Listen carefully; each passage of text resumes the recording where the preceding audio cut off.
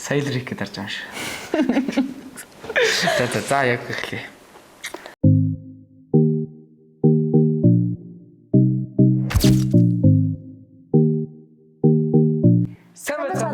Хэрэгтэй хамтдаа ярилцаж хүмүүс хүүхдийн подкастын маань шинэхэн дугаар эхэлж байна. Энэ удаагийн маань зочноор манай оюулаг өсөр клубын маань Super Power Bag-ийн гишүүн Тэмүүлэн хүрэлж ирсэн байна. За өөрийнхөө илүү дэлгэрэнгүй танилцуулаач. За бүгдээрээ сайн байцгаана. Намайг Тэмүүлэн гэдэг. Нийслэлийн 97 дугаар сургуулийн 10-гийн ангид суралцдаг байгаа. Тэгээд Diamond Mind 112 2-3-ын төгсөгч. Тэгээд Super Power сайн дурын ажлын багийн гишүүн. Ба сайн дурын багш хийдэг байгаа. Хизэнээс хойш ер нь яг сайн дурын ажил хийгээд багт ороод туслах багш шиг явж байна. Хэдэн сар өнгөрөв? Ер нь бол чамдгааргүй урт хугацаа өнгөрсөн байна. Яг багтаа хэлсэн гэх юм бол 2021 оны 12 сарын 24-нөөс. 14-нөөс юм биш үү? За. Тий. Манай групп чат нэгц өдөр байлээ. Тэрийг SSC-д авсан байгаа. Тэгээ ер нь анх нөгөө DM-ийн хамгийн анхны сайн дурын баг хязгааргүй тэмүүлэх гэдээсэн да. Яг тэр багт орохгүй ярилцлага өгөх гээд ирсэн чинь ингээд айгүй их олон хүүхэд орох хүсэлтэй байгаа гэд. Тэгээд яг тэр шинэ хүүхдүүдээ ингээд нэг баг болгоод дадлагжуулсан. Тэгээд дадлагжуулсныхаа хугацаанд яг Super Power гэдээ бие даасан баг болж гарч ирсэн байгаа. 2-7 хоногийн хугацаанд дадлагжаад тэгээд ер нь бол яг 2022 оны 1 сарын 1-ээс яг өөртөө бие дагаа явсан. Тэрнээс өмнө клубд ороод ирсэн. Тэгээд сүүлд яг баг болж ажилласан байна. Тийм. Клубд бол яг нөгөө 10 сард сургалтандаа хамрагдчихаа тэгээд орж ирсэн байгаа. Одоо ингээд яг багаараа ажиллаад явж байхад яг ямар байна? Анх ер нь юу гэж төсөөлж ийж яг орж ив. Ах яг юу хий гэж бодож ороод яг одоо юу хийж юм. Анх бол нөгөө ингээд нөгөө сайн дурын ажил гэхээр тийм ингээд нөгөө хүмүүс туслаад мод тариал хамгийн нөгөө ойрын чинь нөгөө улаан загалмаа гэдэг нь шүү дээ. Яг тэр л ингээд санаанд буусан байхгүй юу. Тэгэл орж ирсэн чинь ингээд шал уурсан. Би тэгээд сайн дурын ажил гэдэг чинь ийм юм байдаг байсан юм уу гэж тэгэж бодож байсан.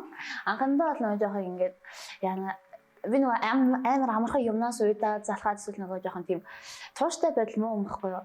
Тэгээд яанаа л гэж бодож исэн. Тэгсэн чи одоо л ингээд багийнхаа нэлээ үн цэнтэй гишүүн болоо явж байгаа.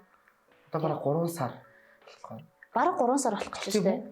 Одоо 3 сарын 1-нд 3 сар байна. Тэгвэл бүр ямар ч байсан их хүүхдүүд бас тэгж боддог. Ингээд анх орж ирэхдээ ингээд би анхаас улаан загалмаа гэдэг мэддэг л байсан. Анх ерөнхийлөгч юм зүйл мэдхийнхаа өмнө бас л яг л ингээл сайн дурын ажил гэдэг бол хүнд туслаад ингээл мод тариал тиймэрхүү юм ажил хийгээ явахыг сайн дурын ажил гэдэг байгаа юм бахтаа гэж бодсож байгаа. Манай клубын маань сайн дурын ажлууд бол шал хэсгээрээ юм одоо юм офслог гэх юм уу да. Илүү ажил хэрэг чи ивент центр зохио багаар ажиллаж ажиллаад хорл хийж их. Яа хорл өнөхөр классик шүү дээ. Яг нэг анх дадлагч байхдаа шууд ингээд нэг ангийн төгсөлтийг хийхээр болсон. Яг тэр үедээ ингээд шууд уу гэж ингээд жоохон толгомдчихсэн. Тэр төгсөлтөд амжилттай зохион байгуулсныхаа дараа тэгээд нөгөө шууд оюунлаг өсвөн бүрийн шинэ жилийг зохион байгуулахаар болоод би бүр яанаа гэж. Тэгтээ тэгсэн ч гэсэн амжилттай зохион байгуулсан. Тэгээд нөгөө шинэ жилээ төлөвлөж байхдаа нөгөө тоглоомынхаа санаа манаа гаргачаад өөрөөсөө яг тэр тоглоомыг тоглох гэсэн чинь яана ямар тийм гэж нөгөө хосын тоглоом байсан шүү дээ. Тэгээд тэр бол нэлээ гэхдээ гоё байсан. Үнэхээр дурсамжтай байсан. Тийштэй ингээл анх угаасаа бүх юм ингээл лаг ингээл те про ингээл бүх юм ингээл гоё төлөвлөгөө гараад анханасаа төгс эхлэн гэж угаасаа байхгүй. Тэгэл тэр ингээл алдаа бэрхшээлүүд тэгэл угаасаа дараа нь ингээд харахад сайхан санагддаг. Ер нь ихийг амар сурдаг гэх юм уу да. Энэ сайн дурын ажил хийж эхэлснээс хойш нэг амар том бүтлгүүтлээ гэдэг нь юу вэ гэхээр бүх арын алга тоглоом үзэгчтэй ингэ зориулсан бүх юмд бэлэн болцсон байсан ч гэсэн үзэгчгүй ямар ч хүүхэд ирээгүй нэг ивент зохион байгуулсан.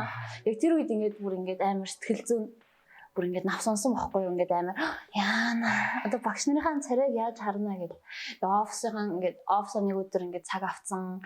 Тэгээд тэр өдөр чи ингээд нэг манай багийн хүүхдүүд амжихгүйгээд яг клубээс өөр хөлт хөтлөгч хийгээд цуг дагуулад ирсэн. Тэр хүүхдийн ажлыг алдагдуулаад ингээд нэлээд тийм нэг хариуцлага алдсан юм болж исэн. Яг тэрнээсээ хойш л ингээд яг нэг юмн дээр төвлөрөх биш ингээд тал юм шиг яг бүх юмд анхаарлаа төвлөрөх шаардлагатай юм байна гэхийг маш сайн ухаарч авсан байгаа. Яг тэр дээр тийм зүйл болсон ш. Би бүрс яг сасаа гайхаад харин тийм яг уулын бэлтгэл ажил амар сайн явж ирсэн. Бэлтгэл ажил бүр ингээд бараг 200 байсан байхгүй юу? Ингээд өмнөх өдөр нэрж мэрээд хүүхдүүд нэг их ажил мэдлэг төлөвлөлөө сонирхолтой юм байсан чинь яг одоо бусдад түгээхтэй хүүхдүүдэд ирээрээ мэрээрээ тэр зүйл дээр яг Фейлцсан. Тэгээд яг ингэж ягаад цаг өнгөрчөөд ягаад хүүхдүүд ирэхгүй ингэж тэгсэн чи хүүхдүүд бүр мэдээчгүй байсан. Тэгээд тэр бол нэлээд том бүтлгүүд. Гэхдээ яг уу ингээ бодоод байдаг шүү дээ. Ингээд одоо ямарваа нэгэн амжилт байгаа шүү дээ. Тэр нэгэ хүрэхийн өмнө ингээд ямар ч юм бэлгшил асуудахгүйгээр ингээд хүрэхэд ингээд амар одоо өтгөргүй гэх юм уу да. Тийм ерөөсөө ингээд дараа нь харахад ингээд тэр ямар ч том амжилт хийсэн тэр амжилтаа ингээд ярьлаа гэж бодоход тэр нь ингээд бэрхшээл ч юм уу ингээд жоохон те адал явдалтай өөрийгөө сорч чадсан юм байхгүй бол ингээд нэг л энгийн. Тийм. Ер нь бол ингээд амжилтанд хүрэх тэгээд зорилготой хүрэхэд нэг тийм бэрхшээл, саад татгаар унал бүтлгүүд ер нь нэг тийм чимэг зүйл болоод явж идэг. Яг тэрнээсээ хүн хамгийн ихийг сурч мэддэг гэдэг. Тэгэхээр бид нар энэ чирээс юу ойлгох нь вэ? Алдаас айж болохгүй. Бэрхшээл гэдэг зүйл угаасаа байж л байдаг. Ирээдүйд том болсон чи дараа тэр чи ваа ямар гоё юм бэ гэж бодох нэг зүйл болох юм ба. За оюулын өсвөр клубыг 3 үгээр хэл. Тэгвэл скол багийн хаач юм. Шууд хүн. Сая толгой дотор гээд орж ирээ. Юу гэж хариулах вэ? Оюулын өсвөр клубийнхаа тухай 3 үгээр. 3 үгээр ингээд тодорхойл гэсэн тийм. Тодорхойл. Мэдээж өсвөрийнхэн бүгдээр оюунлаг. Тэгээ бүгдээрээ царайлаг. Бүгдээрээ царайлаг. Царайлаг, оюунлаг өсвөрийнхэн юм байна. Царайлаг, оюулын өсвөрийнхтэй нөхөд царайлаг гэж байна. Одоо энэ клубийнхаа нэрийг тэгж өөрчлөх юм уу? Царайлаг оюулын өсвөрийнхээ гэдэг. Манай клубод маш их охтууд байдаг. Зөндөө болоо хөөрхөн охтууд те. Манай охтууд юм төлөөлөл. Надаас өрхөн байгаа. За, ойрын үед яг хичээл ороод 7 хоног, 2-7 хоног орж ийн. Ямар байв? Сайн сайхан юу байна? Ер нь бол ингээд улирлын амралтаа ус хичээлдээ орохдоо за энэ жил энэ улирал төсөө хичээлээ аална. Хичээлээ авч чадахгүй бол өөрийгөө аална гэсэн төлөвлөгөөтэй орсон байгаа. Тэгээ ер нь бол авч байгаа. Би нөгөө өмнөх улирал зөөр ингээд нөгөө баг унтаа байдалтай ингээд хичээлээ хийгээл хийхгүй тэгэл хүүхдээс ингээд дөнгөн данган дөнгүүдээ гаргасан. Тэгээд саяны улирал орж ирээ за одоо энэ жил хичээ хийн гэж орж ирсэн чинь математик ойлгоод эхэлсэн. Физик ойлгоод эхэлсэн. Яаж ойлгоод байна? Ер нь л тэгэл. Би ингээд яаж ойлгосноо ингээд бас өчигдөр орой ингээд бодож утсан л тэгээ. Яг ингээд подкастт энэ асуулт орж ирэх байх гэж бодсон байхгүй юу? Тэнгүүд ямар ч бас ингээд яг хандлагаас шалтгаалт юм байлээ. Өмнө нь болохоор ингээд нөгөө анх нөгөө дээд ангийн ах эгчнэрээс ч юм уу физик амар хэцүү ч шүү дээ. Математик ч гэсэн аюу хэцүү шүү дээ гэд яг тэгээс сонсцсон байсан байхгүй юу? Нэг тэрний дараа ингээд математик физик дээр мэдхгүй юм чадахгүй юм гараад ирэнгүүт нэрэл хэцүү гэсэн штэ тий юм чинь угаасаа л хэцүү байдığım юм чинь ингээд хайчдаг байсан байхгүй юу. Тэгэл ингээд бодлого өнгөөл гайваа сурт хөвгтөөс нь хуулчаад багштай авчиж үзүүлчихэл дүнгуудээ ч гэсэн нэг тэгж хингэсгээ гаргадаг. Тэгээд миний 6-аас 9 дугаар ангийн дүн ингээд хим физик дээр дандаа 90-с дээшсэн байхгүй юу. Тэр дүн бол ингээд бүр яагаад үнэн дүн биш. Тэгээд би саяны байлаар хим физикээр 70 гарсан. Гэтэ тэрнээ нэг тийм сэтгэлээр бол унаагүй да. Яагаад гэхээр яг үнэнчээр өөрийнхоороо ингээд тэр дүнг авсан. Яагаад яг миний мэдлэг бол яг тэр хэмжээнд байгаа байна гэдгийг өөрөө мэдчихсэн учраас тэрэндээ бол нэг санаа зоваагүй. Тэгэд яг ингээд угаасаа ингээд хэцүүгээд чадахгүйгээд яваад байгаа юм бол хизээж сурахгүй маань хизээж хийж чадахгүй маань гэд тэрийг ухаарчихсан учраас за нэг хичээгээд үзье оролдоод үзье гэсэн үнэхээр л болд юм байлээ. Тийм байна.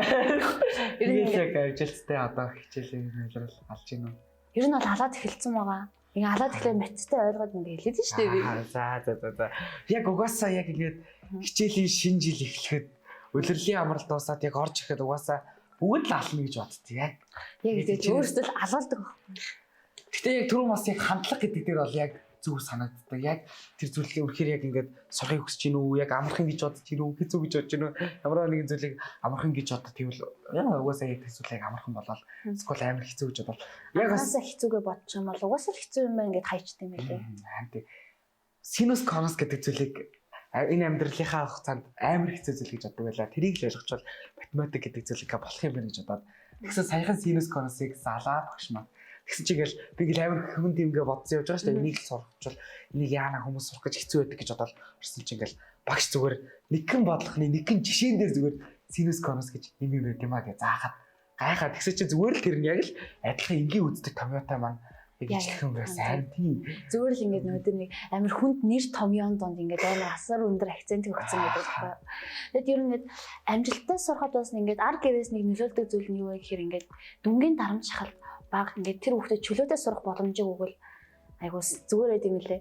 Намайг ингээд яг анх дундаа ингээд орж яхад манай ээж болохоор ингээд дүн дээр амар ачаал өгдөг, акцент өгдөг гэсэн байхгүй юу. Анх нөө ингээд 6 дугаар ингээд орж ирээ мэдээлзүүдээр ингээд 75 авцсан.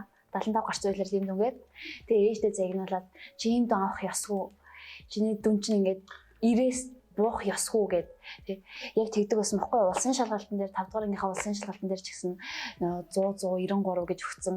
Тэгээд ер нь ингээд бага ангидаа ч гэсэн толгойтой хүүхэд ээж ч гэсэн манай тэмүүлээ ингээд хичээлээ сайн хийдэг гэд яг тэр бүнгод яг тэр олж авсан мэдлэгийг зүгээр нэг багшийн журнал дээр байдаг дүнгээр л ингээд бододдог байсан.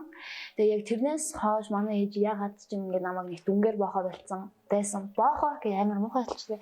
Ямар ч гэсэн тэгэж амар акцент хөө болцсон байсан. Чи ингээд өөрийнхөө сурыг гэснийг сур, мэдээ гэснийг мэд над дүн чин зүгээр л тоо гэдэг юм ингээд ойлгож хэлснээс хойш айгу эрхчлөөтэйгээр сурдаг болсон гэх юм уу та алтхаас. Одоо энэ дээр ингээд ийм муу дүн авчвал яана гэж айхахаа оронд за мэдэхгүй байсан ч мэдээд авчээ. Муу авсан ч гэсэн дараагийнхаа удаа сайн авчий гэсэн хандлагыг бол өөртөө суулгаж чадж байгаа.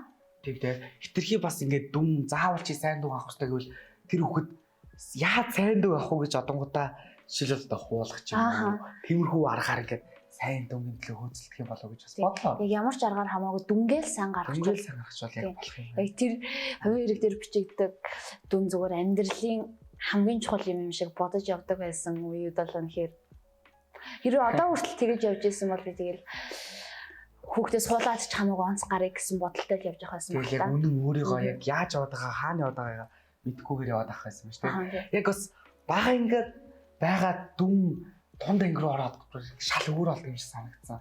Ингээл ихэнх хүүхдүүд багтаа ингээл 90 100 муу аваал ингээл бүр халаал бараг л байнгын 100 муу ингээл авчихсан. Яг тунд ангид ороод ирсэн чи бүр ингээл 4 нэрс муучих ч юм уу те ингээл шал өөрөөр үлд юм байна да илүү хүнд юм байна гэдэг бас би яг бага хагдаа ойлгочихсон. Нэг хичээл дээр би бүр 0 авч ирсэн. Шалгалтууд дээр ингээд яг тэр нөгөө яг нэг удаан шалгалт хийсэн л да. Англи хэл дээр 6 дугаар ангийнхаа шалгалтын дээр зөөр ингээд явд. Тэг дээр би ингээд цагаан цаас өгөө заяа. Тэгээд хүмүүст ингээ хаяа ярихаар яг үнээрээ мүү юм гэдэг мэдэн. Тэгээд цагаан цаас өгөө тэгсэн чинь ингээд мэдчихэж байгаа байхгүй юу? Ээж маань ингээд өө чи өөр ингээд сурсан чинь ингээд 0 байж таа ингээд энэ хүүхд чинь нэрээ англи хэлтэй муу юм байна шүү дээ. Тийм учраас энэ хүүхдийг англи хэлийг сурах ёстой юм байна гэдэг үднээс ингээд давтаж ингээд хийгээд одоо ингээд хийгээ явж байгаа. Харин тэр үед яг ямар нэгэн байдлаар би ингээд хуулаад ч юм уу те өндөр оноо аваад тийм хэдэн оноо авахад манайч маа тоож ээж рүү залгахгүй байхгүй. Тэгээд ямар ч байсан жинхэнэ мууч байсан сайн ч байсан өөрийгөө ингээд үннээрээ байвал дараа нь одоо оройтойгоо байгаа дээрээ ингээд өөрчлөлт авцсан зүгээр юм байна л гэж ойлголоо. За хамгийн сонир сайхан юу байна? Хичээл аваад гисэн. Сонир сайхан уу? Тий. Сая зөндөө нэлээд одлон амралтын хугацаанд орлоо. Ангийнхаа ер нь хэсээр сансан байна. Ангийнхаа уулзсан гэхээр догдолдог болсон одоо энэ. Юу. Өмнө нь бол ингээд уулзсан гэхээр бүр ингээд догдлоод нойр хөрөхгүйтэй ингээд нойргоо онжоо өглөө нь ингээд энэ цагиргаануудтай ингээд анги дээр очиж өстө манайхаа ингээд ордог байсан. Тэгсэн чинь сая ингээд ягаад ч зүгээр надад энгийн даваагаар хэлж байгаа юм шиг санагдсан байхгүй юу. Тэгээд би ягаад ингээд ийм сонир болчоо. Яаж вэ хийж вэ гэж бодсон байхгүй юу. Тэгсэн чинь өмнө нь болохоор би ингээд яг амралтын хугацаанд зөвхөн гэртээ 3 дүүгээ хараад гэрээ цэвэрлээд даалгавар байвал тэрийгээ хийжэл зүгээр л ингээд нэг гэр дотроо л ингээ эргэлдээд байдаг гэсэн байгаа байхгүй юу. Тэгэд би энэ амралтаар яасан бэ гэхлээр би ингээд айгүй олон хүмүүстэй харьцсан, олон үйл ажиллагаа зохион байгуулсан, айгүй завгүй өөрийгөө байлгах гэж хичээсэн, шин зүйлд ингээд эрэлхийлсэн. Тэгэд ер нь бол өөрийгөө айлуулах тийм өөрийнхөө ингээд шинэ вершнийг ингээд бий болохын тулд айгүй яваад үздсэн учраас ингээд зүгээр ингээд сургууль гэдэг зүйл зүгээр ингээд бүх юм биш, зүгээр л нэг жирийн хүрээлэл. Тэгээ бас их чухал хүрээлэл. Тэгээ би ингээд сургууль гэдэг нэг хүрээлэл байгаа, гэр бүл хамаатан садан гэдэг хоёрхан хүрээллийн донд би ингээд явж исэн бол би одоо ингээд Diamond Mind оюунлаг өсвөргээ бас маш том хүрээлэлээ бий болгочихсон учраас надад ингээд хичээл ороход бол нэг тийм ингээд онцгойроо содон байгаад ах зүйл бол байгаагүй. Тийм яг наад дээр чи яг миний хувьд бас бүр яг тэгж боддог байсан. Ингээд ихэнх хүүхдүүд тэгж боддог. Сургууль гэдэг зүйл бол бүр хамгийн номер 1 чухал зүйл юм байна. Ингээд сургууль хахад хангалттай юм байна. Би ингээд завгүй болчихж байгаа юм байна. Би ингээд 4 5 дугаар ангидаа ингээд 10 жилийн хичээл дарагдсан ч юм уу эсвэл 6 мургаадаа 7 дугаар ангидаа ингээл надад хичээлтэй би ингээд завгүй байна гэж бодоод яваад байдаг байсан чинь одоо болсон чи ингээд клубын ингээд ерөнхийлөгч хийгээд өөр ингээд сайн дурын ажлууд өөрийгөө хөгжүүлэх юмд явж байгаа юм ингээд амжаад байдаг аахгүй юу? Тийм. Тэн дээр Яг тэгээд олон юм амжуулаад олон юм хийж бүтээгээд хар ингээ хүн ингээ цаанаасаа хүртэл ингээ өөрөөсөө ингээ өөрөөр бахархах мэдрэмж төрдөг юм лээ. Өмнө ингээ би ингээ сургуулийн ингээ хоорондын амралтуудаар ингээ яг гэртээ 3 дүүтэйгэл ингээ байдаг байсан учраас нөгөө ингээ сэтгэл готроо сэтгэл зовнил гэдэг зүйлд аягүй хүртдэг байсан байхгүй юу? Тэгээд саяны амралтаар нөгөө аягүй олон шинэ хүмүүстэй харьцаад тэгээд хүн өөрийнхөө ярих хэрэгцээг аягүй хангаж чадсан учраас сэтгэл готрол гэдэг зүйлийг бол ер нь бол өөрөөсөө маш холдуулж чадсан. Энэ бол миний хувьд амар том амжилт. Ер нь ингээд сэтгцэн эрүүл мэнд гэдэг чинь яг өсвөр насныхны үед аюул чухал юм байт юм лээ шүү дээ. Ингээд жоохон сэтгэлээр ингээд дургу бол сэтгэл санаа ингээд жоохон л навсуун жоохон л муутахад нэр ингээд 0.1 хувиар л муутахад ингээд хүний тэр хүүхдийн ажлын бүтээмж бүр ингээд 100% багасч идэм юм лээ. За тэгвэл яг ийм асуудал байгааг хараад дараачихаа чөчнөр сэтгэл зүйч хүн. Яг Дайвындынхаас тэгээ дайвын сэтгэл зүйч багшигаа дараачихаа дугаард оруулаад ер нь яг ямар асуудлууд байна гэдэг дээр сонирхол яг одоо үе хүүхдүүд дээр сэтгэл зүйн одоо тийм асуудлын жишээ татвал ер нь юу гэж бодож байна? Би нөгөө яасан бохгүй юу? Яг удирдлын амралт эхлэхээс өмнө ангийн дараагаар сонгогдсон бохгүй юу? Тэгээд яг хичээл орсны дараа ингээ маань сургуулийн нийгмийн ажилтаа ингээд ангийн ахлах ангийнхны ангийн дарга нэрийг ингээ хуралдуудаад тэгээд орсон. Тэгээ хуралдаа суужаад за ангийнхнаасаа ингээд яг ямар чиглэлээр ингээд хүүхдүүд судалгаа ингээд сургалт авахыг хүсэж байна. Энэ талаар ингээд багштаа мэдээд ингээд хэлээд өгөөрэй гэдгийгсэн баггүй. Тэгээ ангийнхнаасаа ингээд судалгаа авахад манай ангийнхны хувьд ингээд хамгийн их сэтгэл зовж байгаа юм гэх юм бол эсэлтийн ерөнхий шалгалт тэгээ мэрэгжил сонголт гэдэг хоёр асуудал байсан. Бараг бүгдээрээ ингээд мэрэгжил сонголт гэсэн байсан. Тэгээ зарим нь болохоор сэтгэл готрол гэж хариулсан. Тэгээд тэр одоо яг сэтгэл готрол гэдэг чинь яг тухайн хүн яг хувь хүнийх нь ямар асуудал байгаагаас хамаарат өөр өөр байгаа шүү дээ, тий. Яг өсвөр насны бидний үеийн хүүхдүүд бол мэрэгжил сонголт тэгээд одоо нөгөө ингээд шалгалтууд, хичээлийн дарамтууд гэж зөндөө юм байдаг. Тэгээ зарим нэгнийхээ хувьд нөгөө ингээд бүтлгүүд уурлал ч юм уу, тий. Илүү эмзэг болчдөг байх гэж. Тийм, маш эмзэг болчдөг. Тэрний тухай одоо илүү нарийн мэрэгжлийн төвшөнд. Тэгээд бас хүмүүс бас сэтгэл зүйн зөвлөгөө ингээд скол жоох ингээд хямраа жоохон сэтгэл санаа тийм байгаа. Скол хүнээс сэтгэл зүйн зөвлөгөө авах хэрэг одоо эцэг эхнэр гэх юм уу да илүү хүн дээр хүлээж аваад байдаг. Одоо нэг юм сэтгэл зүйн одоо ийм өвдөө өвчтэй гэдэрхий бүр ингээл хитрхи юм одоо хүнд төвшөнтэй бүр ингээл яараа миний хүүхэд юм байж тийм скол ингээл болсон гэдэг шар хатанд байгаа хүмүүс шиг тийм хүмүүсүүдийг сэтгэл зүйн юм өвчтэй хүмүүс гэмтсэн хүмүүс гэж боддог. Зүгээр ямарваа нэгэн байдлаар энгийн сэтгэл зүйн зөвлөгөө хүнтэй эцэг гэхээсээ гадна өөр хүнтэй ярилцах тэр хэрэгцээ байдаг учраас тэрийг миний хувьд бол ихэнх хүмүүс хөнгөн дээр хүлээж авдаг. Яагаад гэдэм бол доо хөнгөнөр хүлээж аваад бол энгийн зүйлдээ гэж яг сүүлийн жилүүдэд яг сэтгэл зүйч хүмүүстэй хамтарч ингээд ажиллаад ингээ хийгээд явчихтал ойлгож ухаарлаа да. Харин одоо л ингээд сэтгэл зүй одоо сэтгцэн эрүүл мэнд гэдэг юм чинь ингээд физиологийн эрүүл мэндээс илүү чухал болоод байгаа байхгүй. Яг хүн гэдэг чинь сэтгэлийн амтан гэдэг шүү дээ, тий. Би түрүүн улирлын амралтаараа ингээд ямар ч байсан ингээд сэтгэлээр унаагүйгээр даван туулсны ингээд бас нэг ач гавьянч гэх юм уу ингээд юм гэх юм бол би ингээд нөгөө даймонд дээр нэгтгэх өдөр болох нөгөө сэтгэл зүйн болон болдсон шүү дээ. Тэгээ би тэр нь ер нь алгасгүй суусан явсан. Тэгээ зарим өдрүүд нь хүүхдүүд байхгүй ингээд ганцаарчласнаар ингээд уулцсан байхгүй юу. За. Тэгээд ямар ч байсан наран гаруй багш ингээд наран гаруй багштайгаа ингээд ярилцаад би бол 2 3 удаа бол ингээд зөрхөртлөө уйлсан. Тэгээд яг уйлсны дараа бол ингээд үнэхээр амьсгаа авахтайгаа болд юм билээ. За тэгвэл олон удаагийн сэтгэл зүйн зөвлөгөөнд цуцсан хүүхэд зөвлөгөө өгч. Яг ер нь яах хэрэгтэй вэ? Одоо ингээд те адилхан хүүхдүүдэд ихэнх хүүхдүүд зөвхөн энэ асуудал надтай л тулгараад би ингээд хэцүү байгаад байна гэж яг өндөө бодоод байдаг ч гэсэн яг ингээд сэтгэл зүйн ингээд зөвлөгөө сууж хаад над чих асуудлууд яг бүх хүүхдүүдэд л байдсан байж тээ гэж миний хувьд бол яг бодож байсан. Би л ганцаараа ингээд байгаа биш юм байна. Яг л адилхан юм байна гэдэг. Тийм. Ингээд наана ингээл амар нийтээ тустайгаа илэн далангуу ингээл инээмсэглэл айгүй хийнийгэл хүн болгонд ингээд хайр түгээгээд явж идэх хүн ингээд яг сэтгэл зүйн болон дээр ингээд өөрийнхөө асуудлыг ингээд одоо ил болгох гээд байна штэ. Энэ хүн ингээд ийм хүн хэцүү ингээд туулж явсан байж дээ гэсэн бас ингээ бусдаагаа илүү ойлгох тийм чадвар гэх юм уу да. Ойлгож эхэлт юм байлаа. Тэгээд яг сэтгэл зүйн болонтой сэтгэл зүйн зөвлөгөөг ингээд ер нь бол алгасалгүй ингээд 7 хоног болгон авахд болохоор юу одоо чухал байсан бэ гэхээр ингээд ямар ч бас ингээд ярих хэрэгцээ яд айгүй сайн хангагдсан. Яг сэтгэл зүйч гэдэг хүн чинь ингээд тэр хүнийхээ илүү тулж тий. Ингээд зүгээр л ингээд миний одоо тий зүгээр сууж байхдаа ингээд хумсан оролцож байгаа хүртэл ингээд ажиглаад тий. Чамд ийм болоод байгаа юм шүү тий. Чи ингээд амар докторгүй байгаа дэ сэтгэлийг чинь зовоож байгаа юм байна уу гэдэг өнгөт магш. Та яаж мэдээд байгаа юм?